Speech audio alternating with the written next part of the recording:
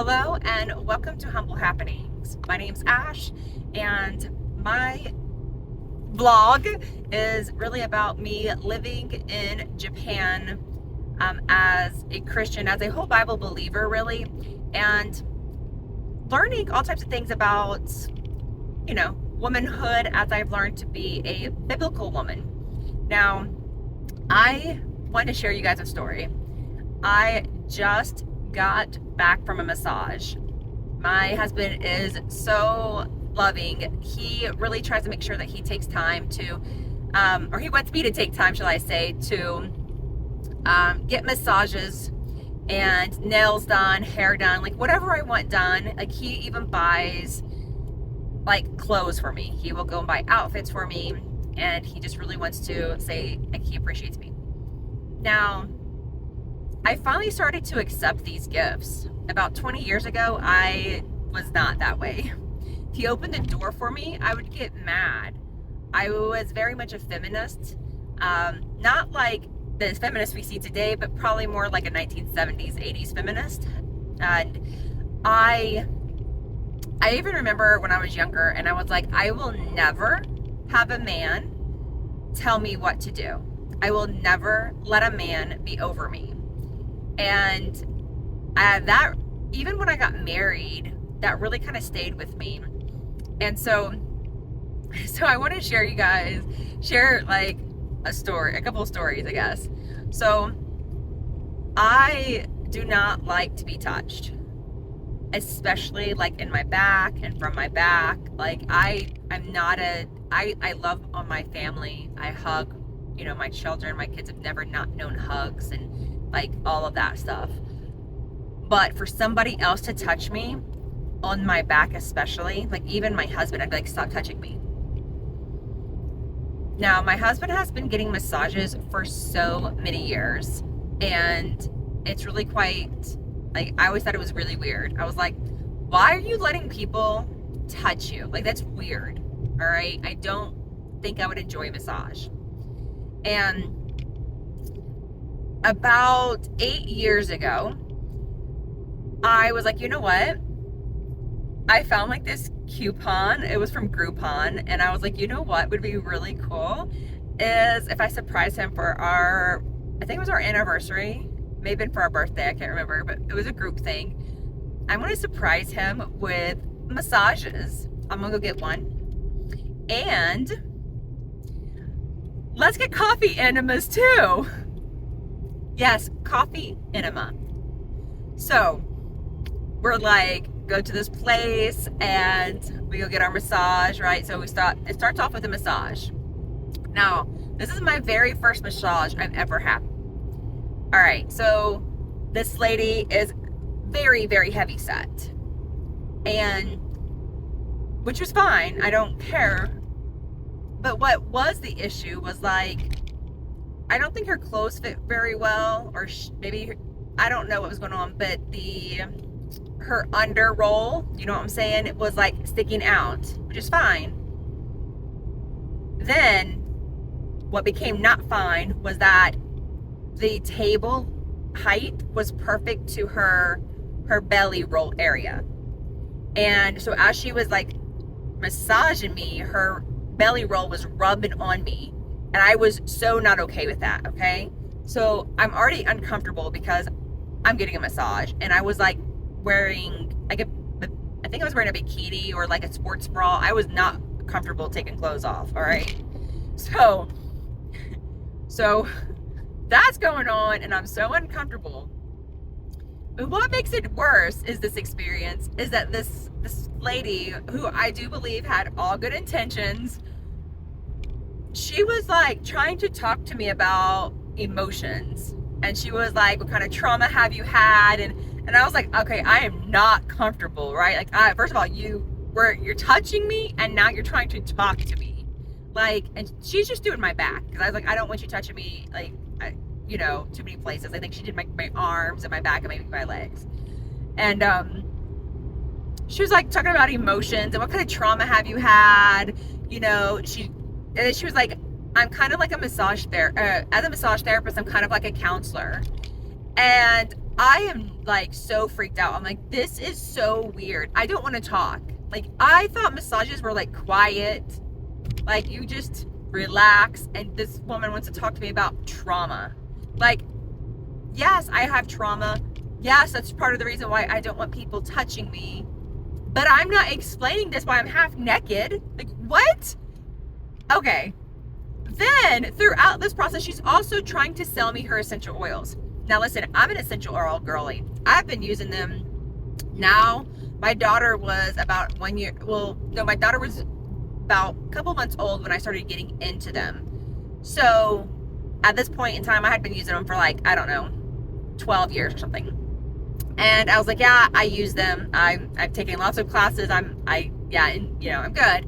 And she keeps telling me about the brand that she uses and why I need to buy the brand she uses. I was like, I'm good. Like, thank you. But it was so uncomfortable. It was just a crazy experience. Okay. And so I get done and my husband's like, how was it? I was like, I don't know, I guess okay. If that's what a massage is supposed to be like. Like, to me, I'm like freaked out. I'm like, and by the way, this massage is supposed to help relax you. So before you go get the coffee enema to go poop your brains out, kind of situation, you're supposed to be relaxed. It didn't work that way. Okay. It was so weird. I was so weirded out.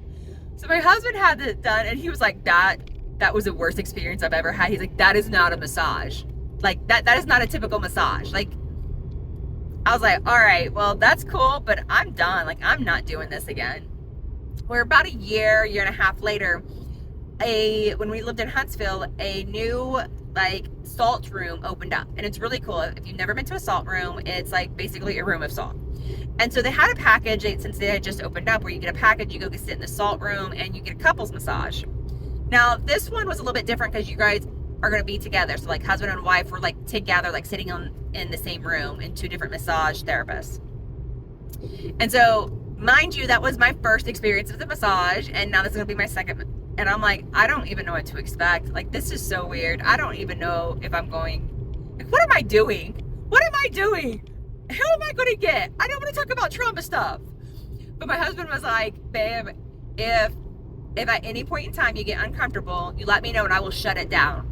And so he kept checking on me throughout. Are you okay? Do you want to go? Like, he kept checking to see if I was doing okay, because he wanted to know, like, do we need to leave? He will automatically leave if it gets uncomfortable or anything like that. So this was definitely a much better experience. Like, there was no talking. It was relaxed music. It was totally fine. There was no trauma. There was no essential oil selling. It was a good experience. So from then on, I was like, okay, this wasn't too bad, right? Like, there's a lot of benefits to massage, not only lymph, clear out your lymph node, but there's also like releasing trauma through, there's lots of things, right? So I'm like, okay, I could probably do this again. I had a couple more when we went to like Mexico and some other places. I've gotten more massages.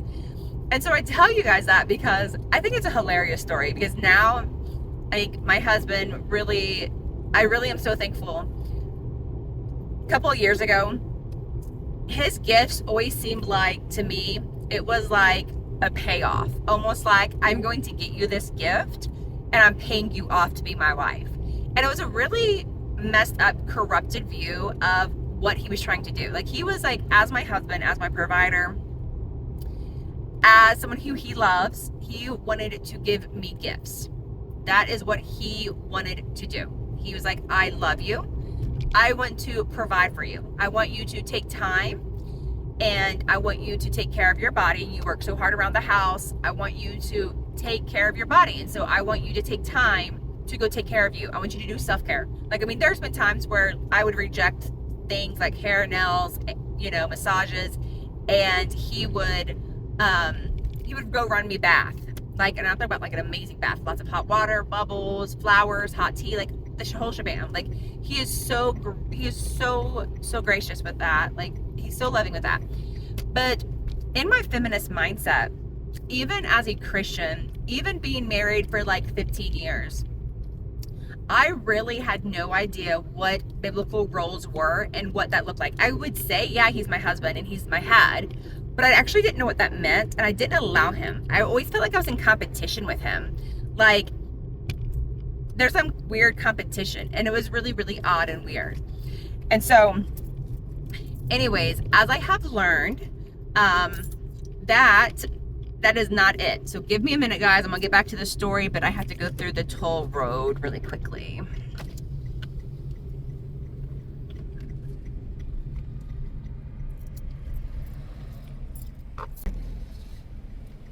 Konnichiwa.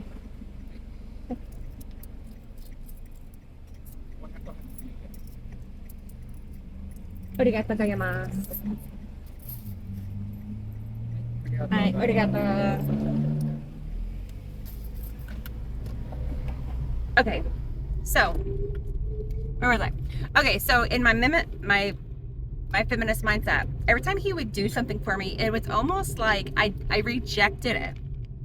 And that was really hard for him, because he was like, you know, if you think about it, if somebody rejects your gifts, that's like really hard. And so, and I now, like, you know, we've gone through therapy, and I've learned how to be a biblical woman. I'm learning how to be very feminine, not feminist. So anyways,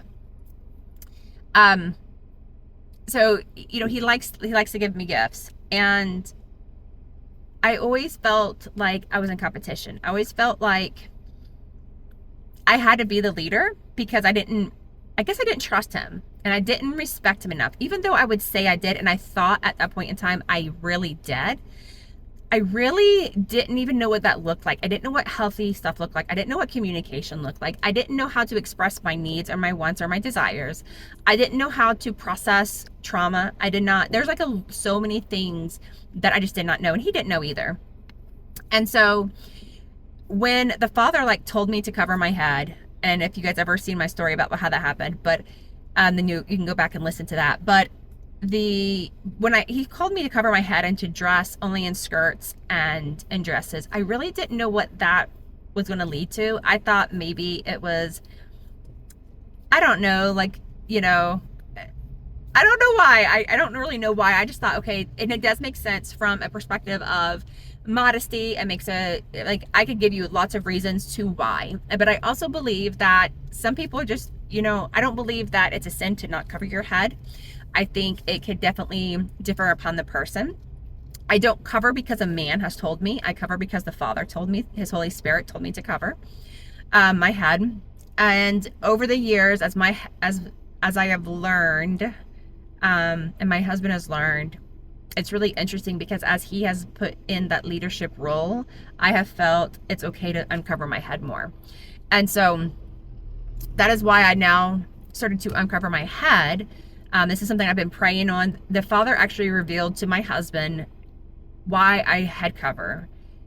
He came to me, he was like, I know why you head cover now. The Father told me you head cover because I was not your leader, and I did not cover you, and this was a way of covering you. The Father revealed to both of us in separate locations, and that's kind of what I had put together as well during this time. But when he got that revelation, it was like, you know, like, this makes sense, because I wasn't allowing him to be my head. And I would say, when I put on my head covering every day, Father, help remind me that my husband is my covering, is the leader, and I'm to be submissive. And not submissive as in I am subservient, but submissive as his Proverbs 31 Titus wife, right? And so anyways, learning to accept those gifts have been so important, because I no longer feel like I'm in competition. When he like gives me gifts, and when he's like, babe, like the other night, I wasn't feeling too good. And so he went and he like deep cleaned my daughter's bathroom, because it's the only bathtub we have in our Japanese house. And he completely deep cleaned her whole bathroom. And then he made me get a bath, and like, because I wasn't, like I said, I wasn't feeling good. And then he made me a drink, a healing herbal drink tea, and he brought it down to me. And in the past, I would have looked at that as like, oh, you think I am less than because I'm sick or because I'm a female, because I don't feel good. You think you have to baby me. You're doing this to minimize who I am. And that's like really sad when I think about it now. Like, that's like breaks my heart, because I now receive that and I go, wow, my husband is such a blessing to me. He is providing for me and he is showing me love through these ways. And he's taking care of me in all these ways. And what a blessing that is.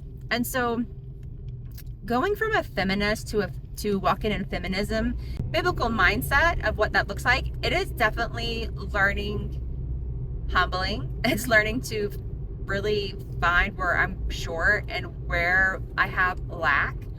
And it's really been an amazing journey over the last several years to learn to be soft, to learn to walk in my womanhood, and not to get all upsetty spaghetti because I'm perceiving something as an attack when my husband is just literally trying to love me. And the feminist mindset is so sad because it just shows how broken women are, because they've been hurt by men. And then the cycle of women hurting, little boys. And it's just this really, really vicious cycle. I mean, women also hurt men as well. And it's just like Hasatan really, or Satan, really like wants to destroy what God created. He created man to be one way, and he created woman to be one way. One of them is not better than the other. It's not. They are both equal. They are both important. They are both beautiful in the jobs and in the roles that they are called to do. And as I'm learning this, I hope you enjoy this journey of things that I'm like learning, like, because yes, I've always like kind of cooked for my family. Yes, I've cleaned for my family. Yes, I've homeschooled my kids. I have worked on and off. My husband's never required or asked me to work. He actually prefers me to stay home and take care of the family and take care of him. And he wants to be the provider. I have businesses. I do have businesses, and he supports those businesses. But he's like, if you enjoy, do them. If that's what you want to do, I'm going to support you in whatever way. But do not think that you have to do this. I want you to do it because you want to do it, not because you have to do it. And I think that we need to be reminded, I guess, what that looks like. Because honestly, I'm still learning. Anyways, guys, I hope you have a wonderful day. And if you don't mind, please like, subscribe, and follow. Share with anybody that you think that would be good for. As I'm going through this, learning to be a biblical woman and continue to get out of my feminist ideologies, because yes, I still have some of those struggles. Hope you guys have a great week. Shalom.